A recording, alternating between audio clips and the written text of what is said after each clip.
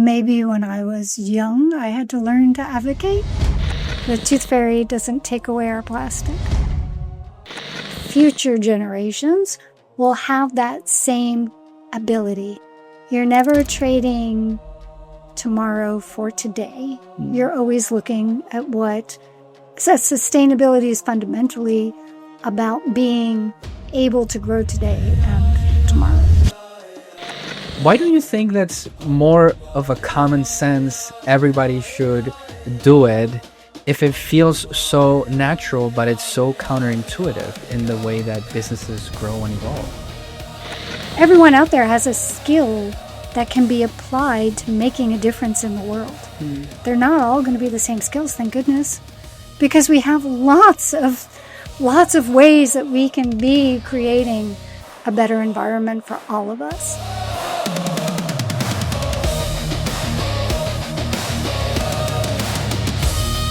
Hi, I'm Tony Salvaggio, and welcome to E-Revolutionary, the podcast where we talk with amazing individuals with revolutionary ideas and how are they actually making it happen. Just so you know, this podcast is produced and made fully with refurbished technology. So if you wanted a sustainability reason of why to listen, here you go. Today, we have Kelly Bousman with AVI-SPL, a leader in high-tech industry. Kelly represents for me the bridge between innovation and really social impact, because through her work at AVI-SPL, she needs to explore how technology impacts people and companies, but also how to turn them into a force for good. Kelly, thank you so much for being here. Thank you for having me. First, I want to congratulate you on creating such a decked out studio with completely recycled and refurbished gear. Thank you. And as I was mentioning, some of this gear doesn't even look too old to me. I mean, it's like, I think I just got rid of my iPhone 10. I think I gave it to you during one of our recycling drives. So congratulations on that. And Thank you. I'm thrilled with the topic. Man, well, we've known each other for a while. Yeah. And I remember that when we first met, you were a board member for Techstars Tampa Bay. Yes. We had some friends in common. This goes back all the way from the early days of Tampa Bay Wave, which we love so much. And I had the pleasure of learning what your perspective was. And I'm going to tell you why that was so fresh for me. Okay. Is because I was just starting the company. And to meet somebody at a corporate level who understood community and how to connect with community, for me, was very new. I had only been in the country for a couple of years. I had only started my company for maybe a year. So that created a good understanding for me of the role that companies play in making communities better. Oh. And how has that journey been for you? Has community always been a center of Kelly's life, or how has that happened with you? Well, great question. Thank you for offering that. I will go back to this very same year of TechStart and thinking, wow, I've just met somebody in the community who takes these ideas and doesn't want to keep them in the boardroom where we're discussing them, but wants to put them into practice. And how much I admired meeting somebody who wanted to take that step. You talk about building a bridge between innovation and community, but that bridge is only built by people who will take the steps, right? And so TechStart's mission was to recognize early on that there was a growing digital divide that we've talked about between who was going to be able to have a place in the burgeoning digital economy, the experience economy, the service economy that was going to be founded on experiences generated in a digital realm, right? So TechStart was all about putting technology out into the community, but also pairing that with skills building, right? So going into after school programs in vulnerable communities and using technology training systems that were kind of backed by the corporate world to give young people an opportunity to learn how to code. I mean, this is like kind of what Girls Who Code is doing, but TechStart was doing it on a community by community basis back then. And of course, at the time, you entered the picture where it wasn't just that we needed people who could teach and people who could support the teaching, but technology that could be put into those very same programs so that students could learn and practice, right? And so you have been the bridge to putting things into practice. Very interesting. I appreciate so much what you say when you describe how ideas can only take you so far, is people being put together to figure out how to make it happen. And execution is so difficult. When you're looking at your connection with the community now and through the work that you get to do through AVI-SPL, can you tell us a little bit of how Kelly not only found herself through this amazing company, but also how has the concept of community evolved as well? Boy, good question. I think I was fortunate to join a company that was already community-minded from a culture standpoint. The founder of our company was already giving back in the local community. We had a history of volunteerism. And I came from a history of also wanting to be involved at a community and even at an activist level. You know, I've canvassed and I've been part of programs where I was out to help make change and social justice. So to come to a company that had a history of volunteerism, we do Paint Your Heart Out here in Tampa, be active in the community, I felt like I was able to have a forum where we could then tie the mission of the company and its community vision in a way that gave a sense of purpose to how we were giving back. This is fascinating because that's a very unique way to connect the dots. Why was Kelly so into social justice? Why have you been so drawn to speaking for the ones that maybe don't have a voice? Maybe when I was young, I had to learn to advocate. You know? Family? Upbringing? Yeah, my upbringing. Potentially there. I don't know. I've always sided with the underdog. Very interesting. Always sided with the underdog. Always had an understanding that there's the myth to bootstrapping in a way, that there is, there are structural things, bridges that need to be built for everyone to have equal opportunity. Very interesting. I think in high school, I served on a mayor's commission. Okay. On equality across ethnicity in St. Petersburg. Okay. It was a commission of teenagers in high school that the mayor had put together to help the city understand what bridges needed to be built to create opportunity for all. Do you think that created sort of maybe an elevated sense of responsibility as to what needs to be done? I don't know if it was a sense of responsibility, but in an interest in seeing that these things did happen. You know what I mean? I think I was involved in the Rotary Club and their mission. I was invited by the Mayor's Council. I what was it, like the Young Entrepreneurs Society, where you went into other schools, like middle schools. I'm a high Yeah. school student going to a middle school, trying to teach early business acumen. I just had my first job, but I just understood that the way to grow is to know that you have resources to grow. You know what I mean? I think that I'm not sure how to explain where my sense of advocacy comes from, but I've always had a Interesting. sense of,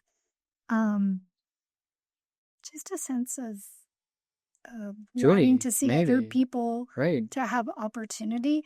And I didn't come from a background of privilege, um, and I had a hunger to learn, and at the same time, once I learned it, like to pass it down to the next person, Mm, very interesting. I think there's a high degree of empathy that comes from you, but also a very good procedural mindset. And once you bring business into that mix, then it's a very dangerous, in a good way, combination, because now it helps you connect the dots in a very strategic way. It helps you learn that if you empower the community, then really everybody wins. For sure. Very, very interesting. Yeah. So I think there was like seeds of that in my early life. And then I wanted to keep nurturing different seeds of social justice early on. When I was in college, I was a part of the public interest research group, Interesting. which considered consumer rights in terms of technology and products. That there was this responsibility that companies had to the consumers of their products.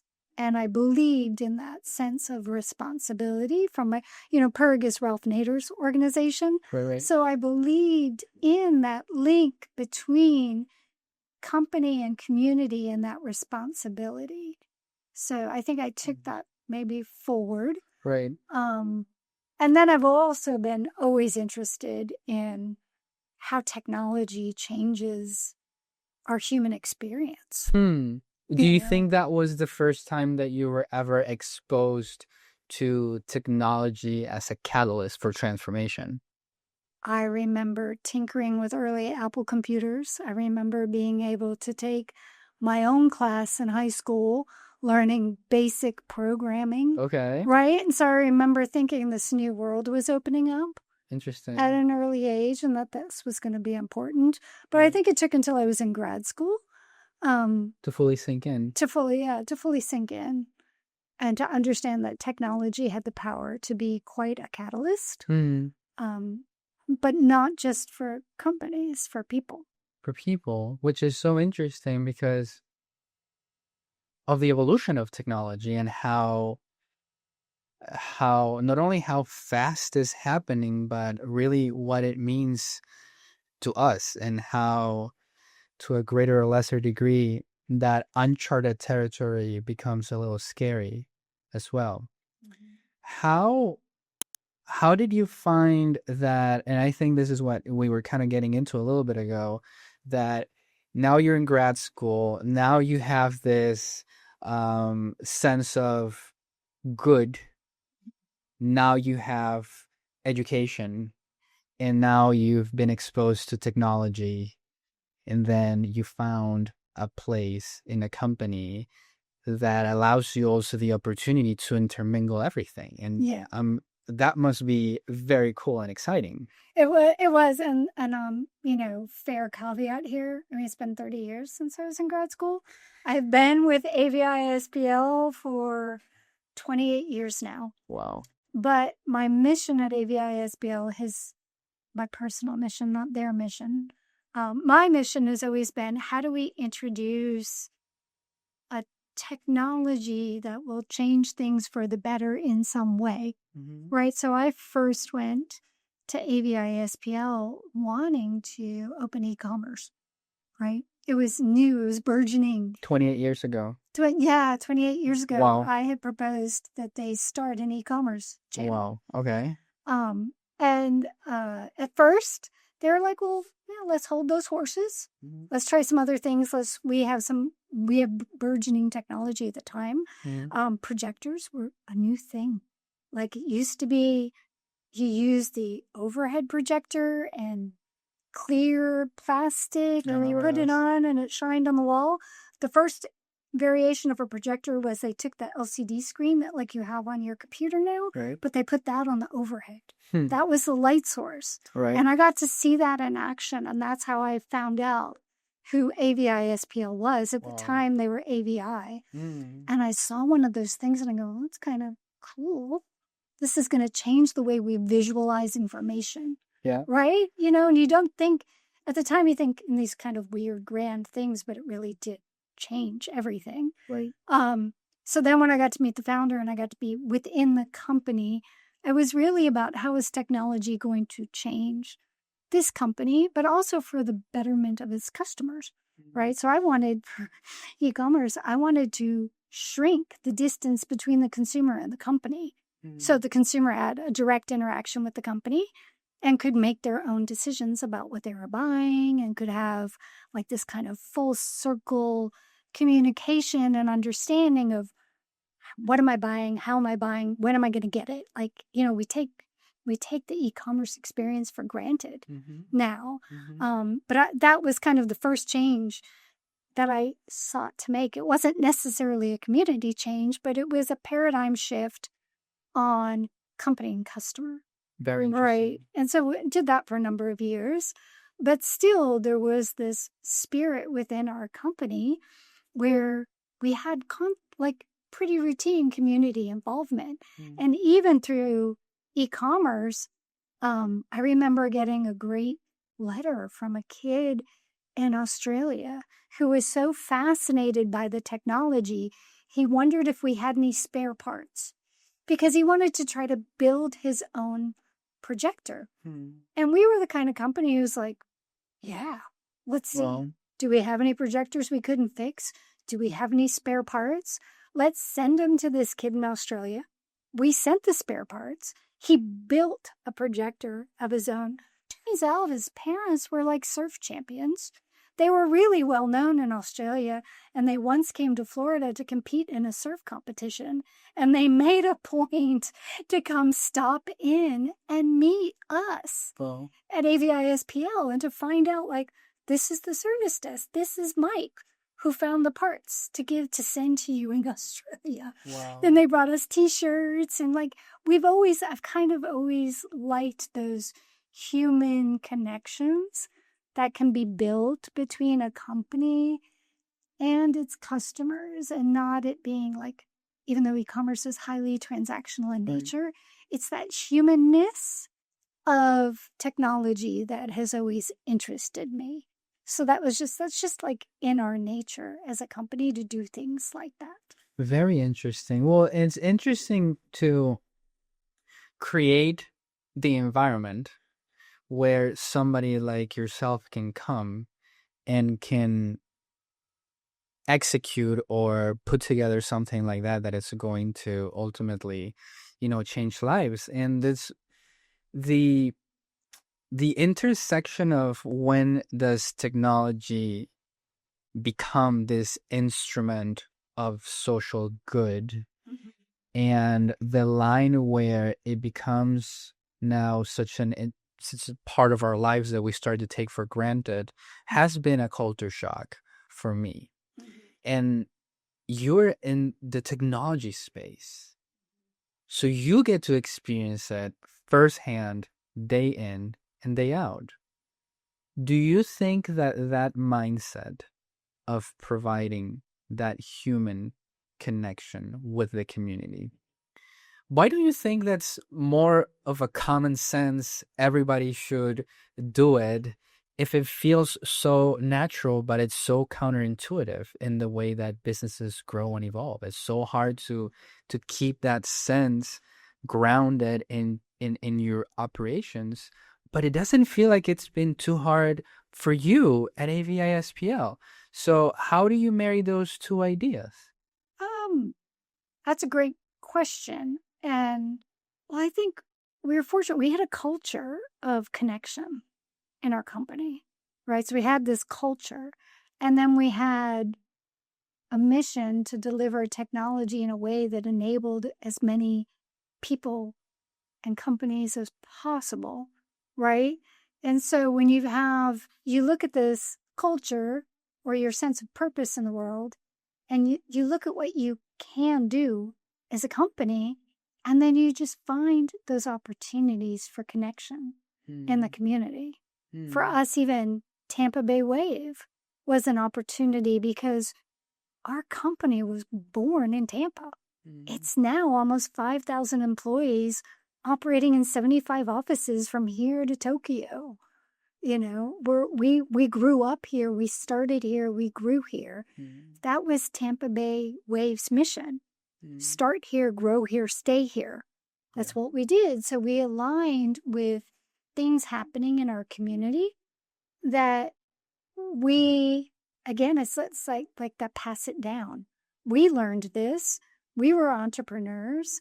We wanted to do this. We did it through trial and error, peer networking, learning. Let us share some of what we learned and what we're still wanting to learn, because I never feel like you're ever learned it all. But we just found those opportunities.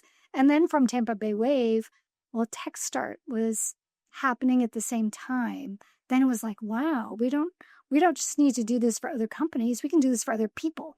And then the people we can do it for, the next generation. And not just the next generation, but the next generation who could get left behind if we don't participate here. And that's what's been so great now that we've been working together probably 7 or 8 years of taking all of AVI-SPL's centralized IT assets here in our headquarters in Tampa and working through eSmart Recycling to recycle and ideally refurbish as much as possible. I was able to, what you did with TechStart and what we were doing with TechStart, to bring that together into a repeatable and sustainable solution that your company could become that channel. For us, that has just been truly fulfilling. That's thank you for that, because for us, finding the right partner has been key. And I think that especially now where the Tampa Bay area is the ideal place where a lot of people want to come, because you can see it, you can feel the ecosystem that wants to help people move forward, that can connect people. We sometimes underestimate the fact that it has taken more than a decade to build, and that the success stories of companies that have grown the way that AVI-SPL has grown and decided to stay back with that mindset is really what creates the communities that we get to enjoy. Is success stories of companies that have made it because they're grounded on that mindset that now can give back. And it's also encouraging to folks that are starting from scratch to know that models like that are sustainable, are scalable, do exist, they can be replicated. So thank you for that, for sure. What do you see in the next, and it's funny to ask questions about the future, because now you try to think of 10 years from now and it feels like such an eternity. Yeah. But how do you try to identify what are the areas of sustained growth? Because you oversee sustainability for a great company, a large company, where sustainability has different definitions. How do you define sustainability in this new area of growth? Well, I think I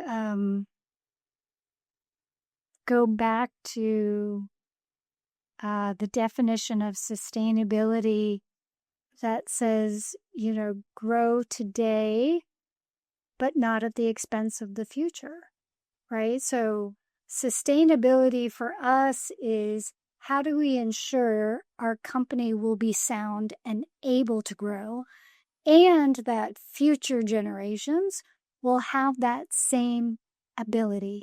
You're never trading tomorrow for today. You're always looking at what sustainability is fundamentally about, being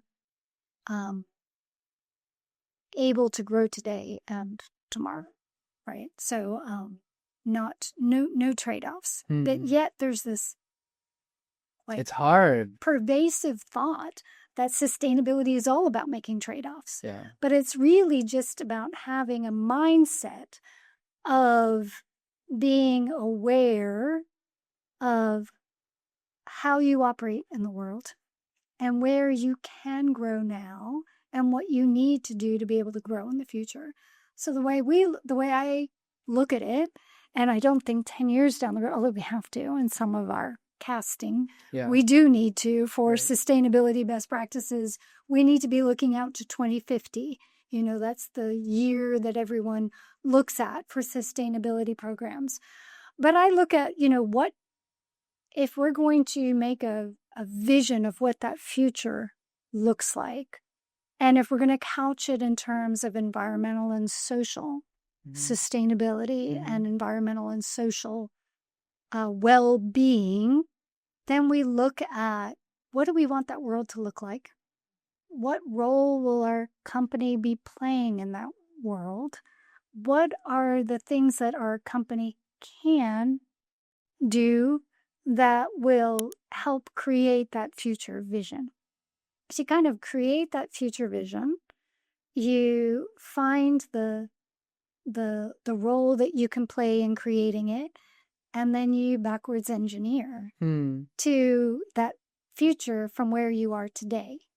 And so things for us, for example, early on, seeing the pace of technology innovation accelerating, right? I mean, this is not new, yet the acceleration we're experiencing right now is probably wasn't even conceived of 10 years ago, right? But seeing that pace of acceleration, when we started working 7 or 8 years ago together, knowing that there was going to need to be an outlet for this technology to have a new life, as our company was going to be adopting new technology, because that was in the nature of our business, which was to adopt technology, understand the technology, enable others, right? And so we've been on, started as an audio-visual company, but then because of the media that we all use to communicate and collaborate now, everything became AV-enabled, right? We needed audio and video to do this podcast today.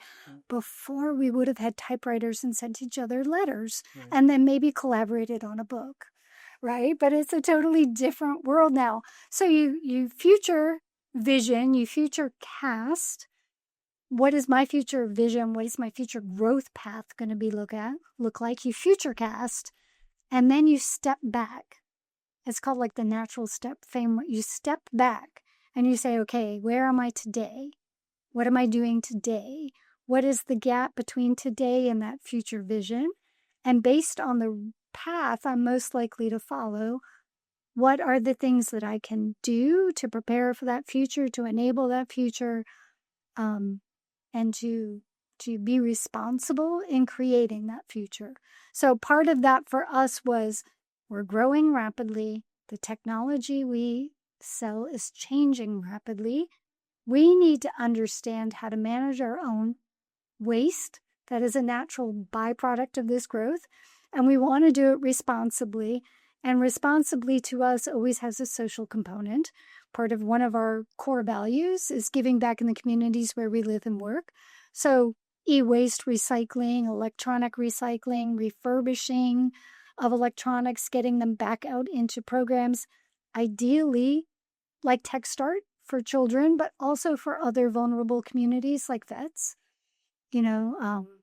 military veterans who suddenly come back and they need training and new skills to enter the job market. We look at all communities that we can support.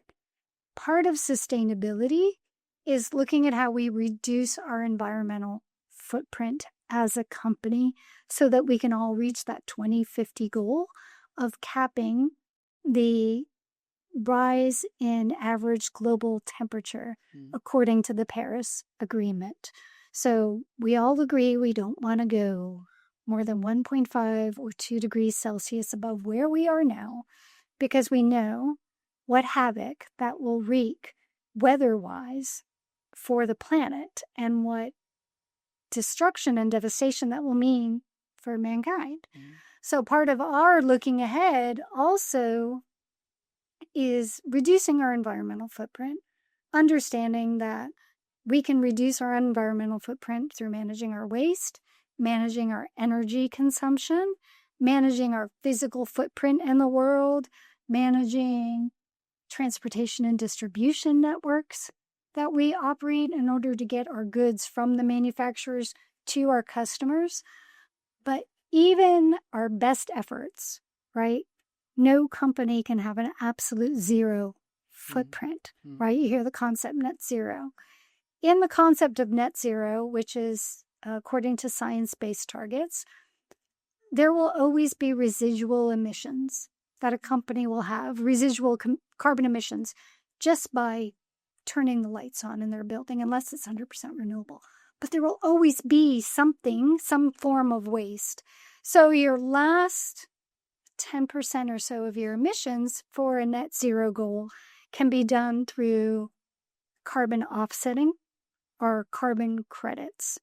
And so AVI-SPL just last year started thinking about 2050 and investing now.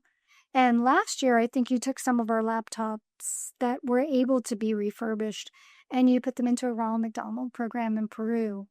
Around the same time, we invested seed funding in a nature-based project in Ecuador, where we're working with the native Shuar peoples to preserve about 140,000 hectares, which is about 350,000 acres of rainforest in the Amazon basin in Ecuador that borders Peru. And we are working through a consultant who's based in Brazil. We have signed with that consultant and the Shuar people agreements to protect that rainforest for the next 40 years, to prevent it from destruction or encroachment for selling land rights for either mining or agriculture. Instead, we're protecting the Shuar way of life and involving them in research. And the cool thing about the research that they're being involved in is biodiversity tracking research that is being done with some of the most advanced technology right now for seeing and hearing what is happening in the forest. Wow. So through the company that we're working with, 2050 Advisors, their chief biologist on staff is an expert in measuring, reporting, and verifying ecosystem markers. And he actually was a finalist for the Rainforest Conservation X Prize this past year. He's the lead biologist working on the project we're funding. They're using drones, they're using cameras, they're using AI technology to measure what are all the important biodiversity markers in this forest so that the forest stays protected, because the biosouth of the planet is where our old growth rainforest is, where most of the carbon is sequestered right now. And it's a key pivotal area of the world to protect, to prevent that tipping point. And so AVI-SPL made its first investment last year with 2050 in mind. Very interesting. How does a project like that get in the scope of a company like AVI-SPL? You look at that future self that you want to be, and you look at what other companies are doing to lay those paths.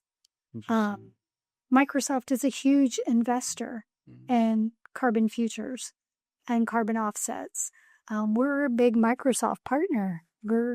We enable enterprises worldwide to use Teams in spaces like this. I think looking at what other leaders are doing in the space, how they're reacting.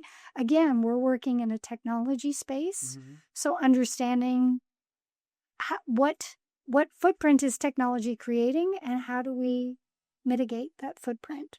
Right. So I was fortunate to know one of the founders of 2050 Advisors. He was a former Tampa resident. Love it.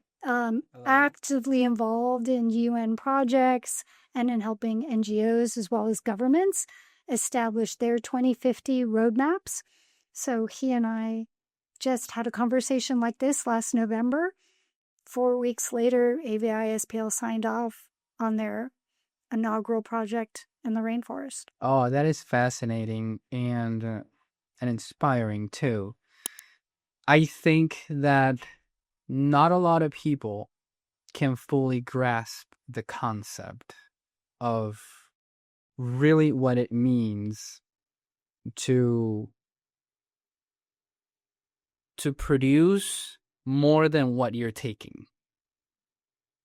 I don't think too many people fully understand the concept of we are taking from the planet by simply existing. And when you are when you're an individual, the concept of if I buy this, when I discard it, that's an output that's not being measured, and that somebody has to be responsible for this output. It gets lost in a lot of people because I think that intrinsically they think that that output needs to be taken care of by somebody or something else. Taxes, or the government, or some other mysterious entity that we think is offsetting that, but it is not. The tooth fairy doesn't take away our plastic. It is not. It is, and the more complex society becomes, the bigger the output that somebody needs to handle or do something with. Whether that's the concept of waste or that's the concept of something else. Right. And the fact that you're actively trying to bridge that gap is the type of leadership that just creates and grows. And I think that's why you have also been so successful. It's because of the mindset. Hopefully. I feel like you're absolutely right. Well, for one thing, it would really be impossible for you and I to be personally responsible for our plastic going away, right? So we do rely on our governments and on organizations and other mechanisms in our society to help with that. But governments can only do so much. NGOs can only raise so much.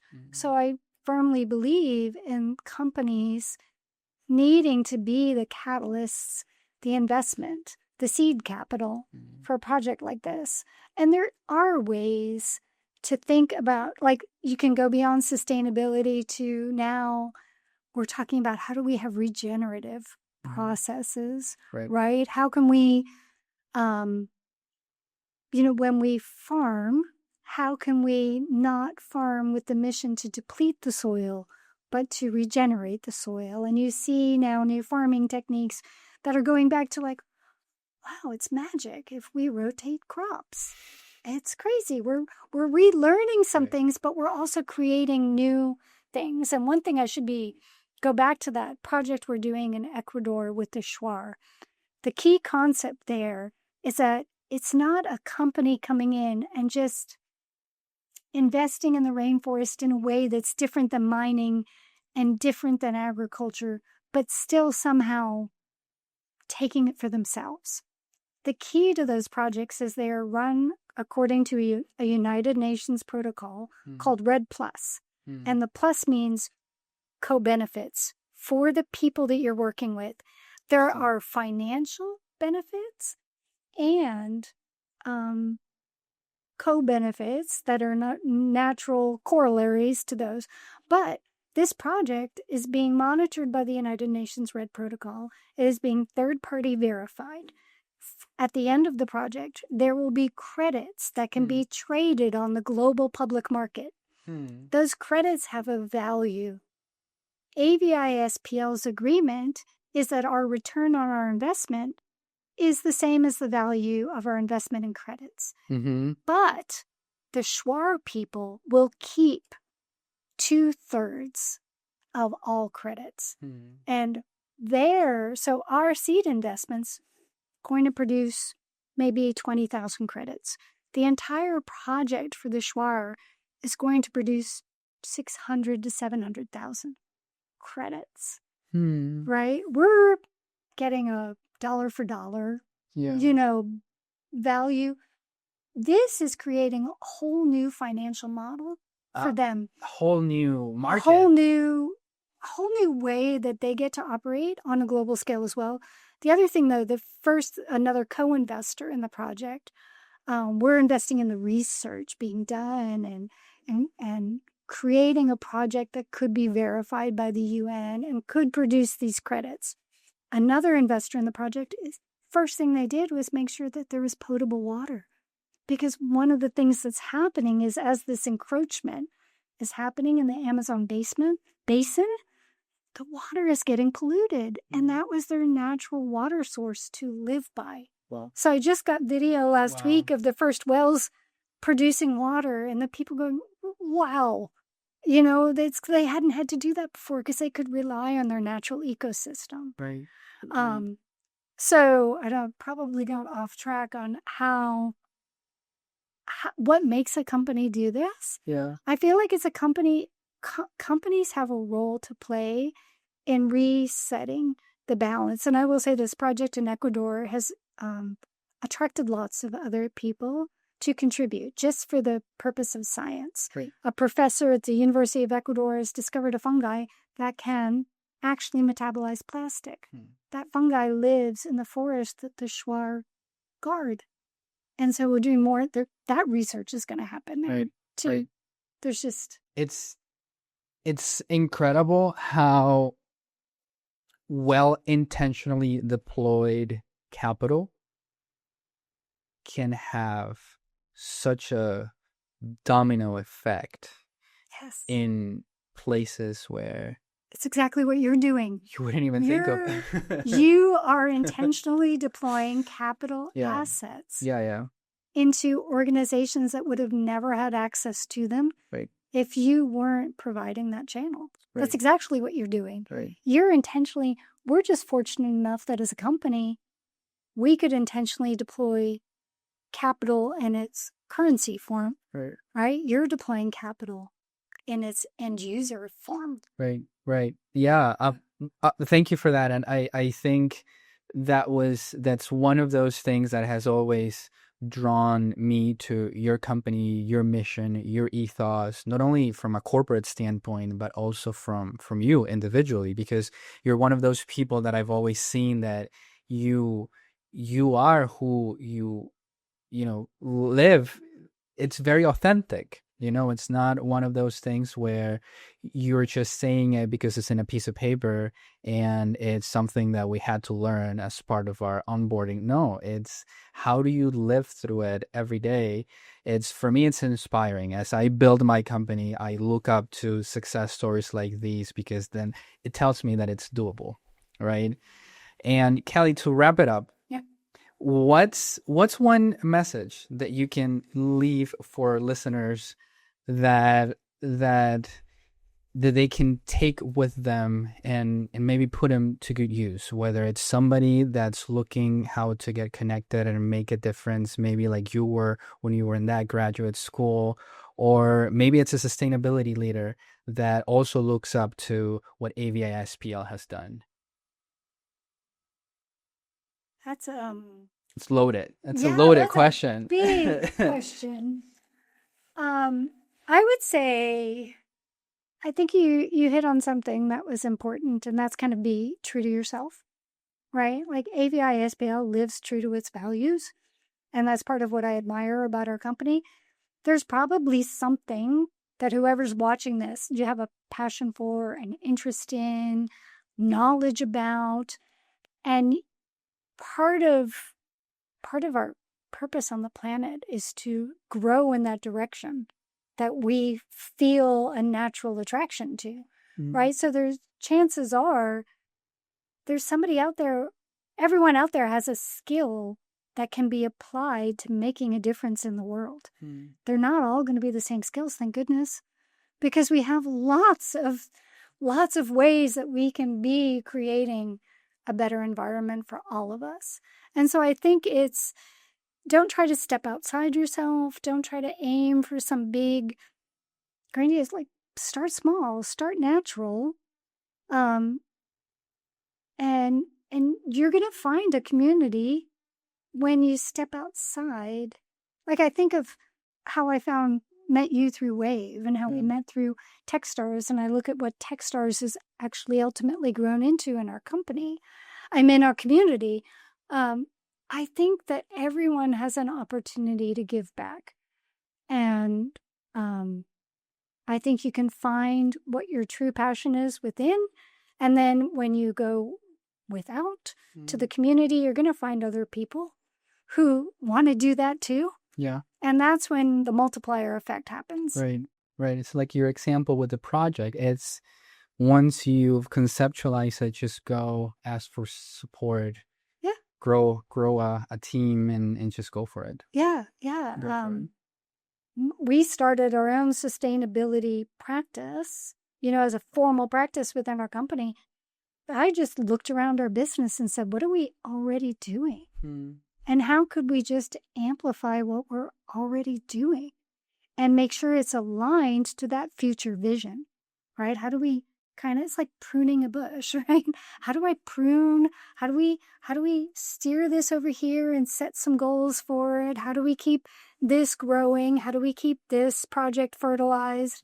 How do we keep all of that growing? And that's another way to kind of start a program, is to look at what you may already be doing, right, that has the future side effect of being phenomenally helpful. So ask yourself, what can you do to make this community better, basically? Kelly, thank you so much for being here. Thank you all for listening. If you enjoyed this, please like, comment, share, subscribe, so we can expand the reach of these wonderful ideas and the people behind them, making them happen. It was a pleasure, my friend. Thank you. Thank you.